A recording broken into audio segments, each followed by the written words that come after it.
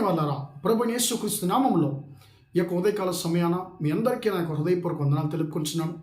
ఈ రోజంతా కూడా మీ చేయబడిన అన్ని విషయాల్లో దేవుని హస్తము మీకు తోడై ఉండి మీకు జయాన్ని కలుగుజేయునుగాక.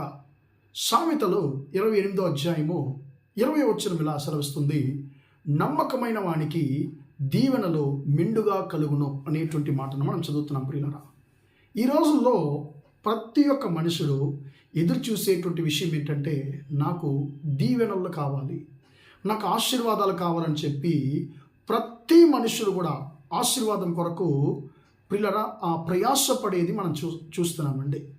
ప్రియమైన దేవుని బిడ్డలారా, ఆశీర్వాదము అంటే దీవెనలు ఒక మనిషికి కలగాలంటే ఆ మనిషి ఏం చేయాలి అనేటువంటి దాన్ని పరిశుద్ధ గ్రంథము మనతో చాలా స్పష్టంగా ఈ వాక్యం ద్వారా మాట్లాడుతుంది. ఒక వ్యక్తి దీవెనలు పొందుకోవాలంటే అతను ఎలా ఉండాలంటే, నమ్మకమైన వాడిగా, దేవునికి ముందు నమ్మకమైనటువంటి ఒక వ్యక్తిగా ఉండాలి అని చెప్పి పరిశుద్ధ గ్రంథము చెప్తుంది. ప్రియమైన దేవుని బిడ్డలారా, యేసుక్రీస్తు ఒక చోట అంటే 5 తలంతు 2 తలంతు 1 తలంతులు గురించినటువంటి ఉపమానాన్ని చెప్పినప్పుడు ఆ యొక్క తలంతులు తీసుకుని తనకు ముందుగా నిజమైన వారిగా అంటే నమ్మకమైన వారిగా ఉన్నటువంటి ఆ దాసును చూసి ఆ యజమానుడు చెప్పేది మనము చదువుతున్నాము, బలా నమ్మకమైన మంచి దాసుడా అనేటువంటి మాటను ఆ యొక్క నమ్మకమైన దాసులకి ఆ యొక్క యజమానుడు ఉపయోగించేది మనం చూస్తున్నాము.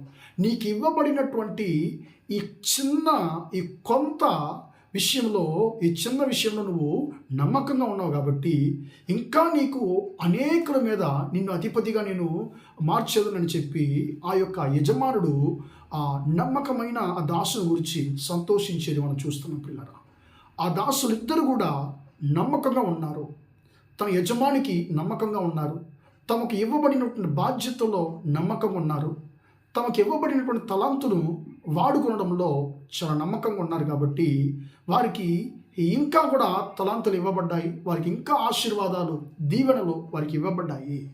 కానీ ప్రియులారా, ఒక్క తలంతు తీసుకున్నటువంటి ఒక వ్యక్తి సోమరివాడిగా ఉన్నాడు కాబట్టి, తాను పొందుకున్నటువంటి తలాంతుని గురించి నిర్లక్ష్యమైన వాడిగా ఉన్నాడు కాబట్టి, ప్రియమైన దేవుని బిడ్డలారా, వాడి దగ్గర ఉన్నటువంటి ఒక్క తలంతు కూడా అది తీసేసుకోబడుతుంది మనం చదువుతున్నాం. ప్రియులారా, కాబట్టి మనకి ఇవ్వబడినటువంటి బాధ్యతల్లో మనం నమ్మకంగా ఉండడం నేర్చుకోవాలండి. అన్ని విషయాల్లో మనము దేవుని వెతకడము, దేవుని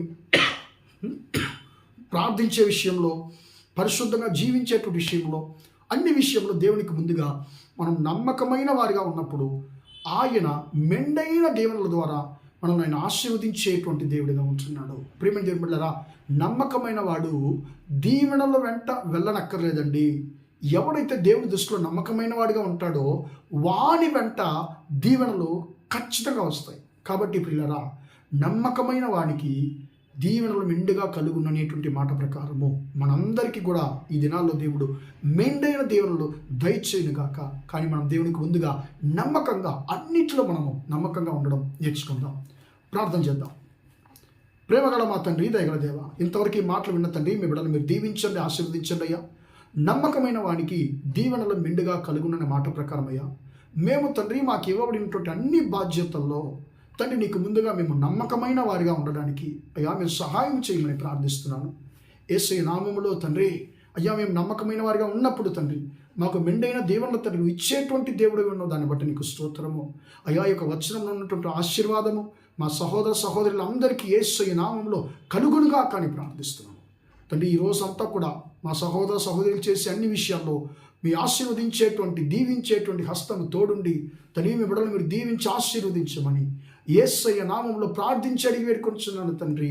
ఆమేన్, ఆమేన్. ప్రియమైన వాళ్ళరా, దేవుడు మిమ్మల్ని దీవించి ఆశీర్వదించును గాక. Praise the Lord, praise the lord.